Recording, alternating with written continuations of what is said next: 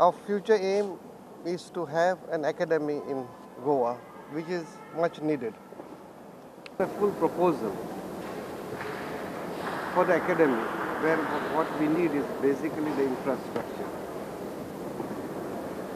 It will be basically tripartite thing. Goa Table Tennis Association, TTFI and SAI.